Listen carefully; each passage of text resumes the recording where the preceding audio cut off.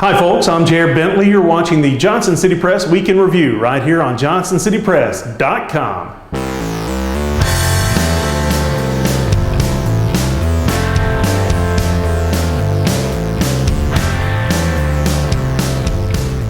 President Trump met with North Korean leaders at a momentous summit in Singapore this week, assuring the American public that they can sleep well, knowing that North Korea and its leader Kim Jong-un are no longer a nuclear threat, despite producing no details on how or when weapons might be eliminated or even reduced.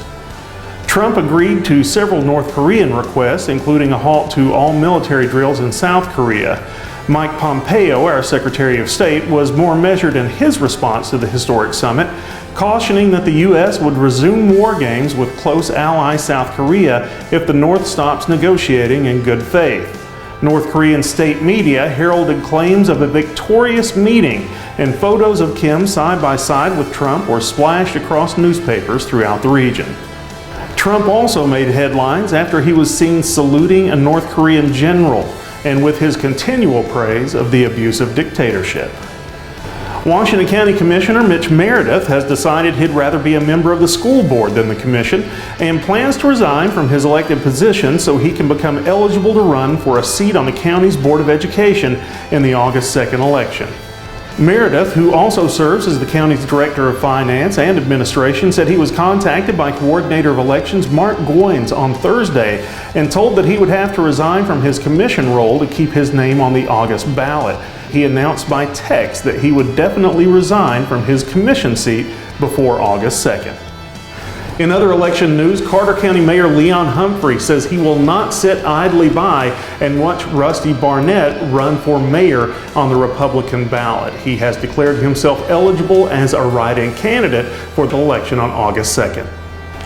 Despite initially conceding the race to Barnett on the night of the May 1st primary election and promising not to mount a write-in campaign, Humphrey said his mind was changed because he had been bombarded daily by citizens requesting that I allow them the opportunity to vote for me during the general election as a write-in candidate.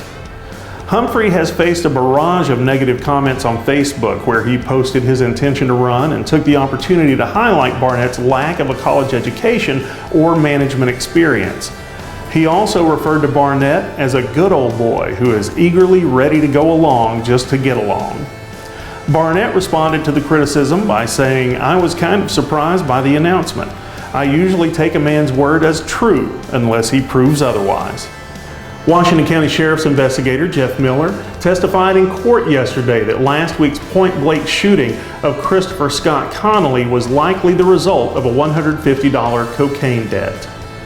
Aaron Christopher Story appeared in court on a first-degree murder charge in the June 2nd shooting, as Miller took the stand and offered the courtroom details of the investigation, which included Story's confession and reasoning for taking Connolly's life on Dry Creek Road. According to Miller, Story had been taken for $150 by a man with dreadlocks, as well as Connolly and another man named David Parker. Once he realized the $150 cocaine deal made with the man with dreadlocks wasn't going as planned, Story picked up Connolly in his SUV and drove around the area searching for the man. As time passed, the two pulled over at the ATV parking lot at the top of the trail at Dry Creek, and Connolly was then fatally shot in the back of the head. Story's account of the event had Connolly attacking him, struggling for his gun, and then accidentally being shot as a result. To find out if the evidence supports that account and to follow along with the court case as it unfolds, get started with Becky Campbell's article on our website.